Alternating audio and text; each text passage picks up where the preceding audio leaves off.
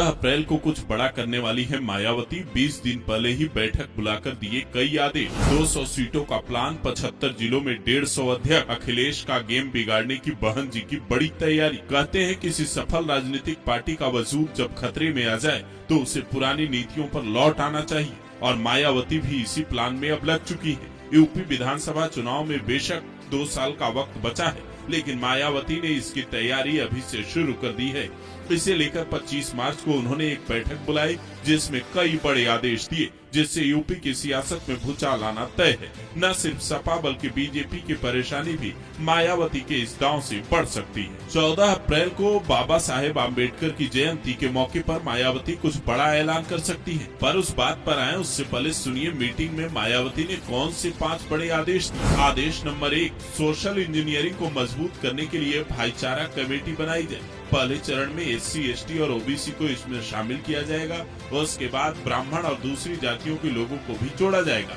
उनके साथ खुद मायावती बैठक करेंगी।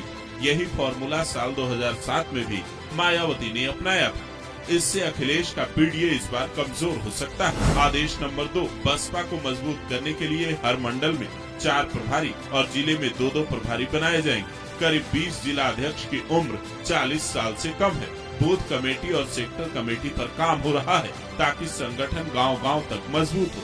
युवाओं को जोड़ा जाए, कार्यकर्ताओं का उत्साह बढ़ाया जाए। आदेश नंबर 3, बसपा कैडर कैंप में चंदा लेने की प्रथा खत्म कर दी गई है। 6 महीने का सदस्यता अभियान पूरा होने के बाद मायावती जनसभाओं को संबोधित करेंगे, खुद जगह जगह पहुंचकर मोर्चा संभालेंगे। आदेश नंबर 4, उत्तर प्रदेश की 403 विधानसभा सीटों में से करीब 200 सीटों पर जहां बसपा कमजोर है, वहां प्रभारी की नियुक्ति प्रक्रिया तेज कर दी गई है।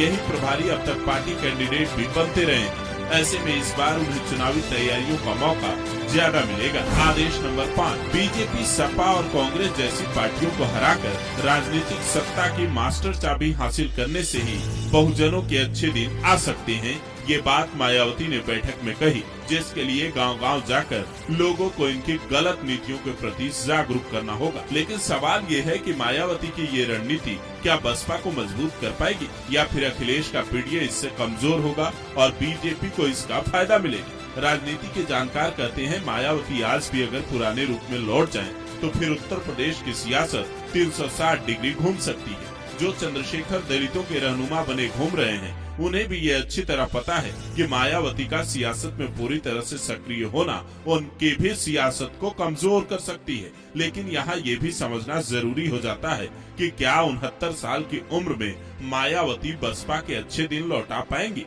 आपको क्या लगता है? मायावती की इन बैठकों का कोई फायदा बसपा को मिलने जा रहा है? क्योंकि इससे पहले भी मायावती कई बैठकें कर चुकी है। लेकिन आज हालत ये है कि बसपा के पास न तो लोकसभा में कोई सांसद है और न ही यूपी विधान परिषद में कोई MLC। राज्यसभा में बसपा के इकलौते सांसद रामजी गौतम, विधानसभा में इकलौते उमाशंकर सिंह विधायक। हालत ये है कि साल 2007 में जिस बसपा को 30.43% वोट मिले, वो 2012 में घटकर 25.95% हो गया। साल 2017 में ये 22.23% पर गिर गया, तो वहीं साल 2022 में मात्र 12.08% वोट बसपा को मिले। जानकार बताते हैं कोर वोटर आज भी मायावती के साथ है, लेकिन बाकी वोट सपा और बीजेपी में चले गए, जिसे वापस लाने की कोशिश में मायावती अब जुट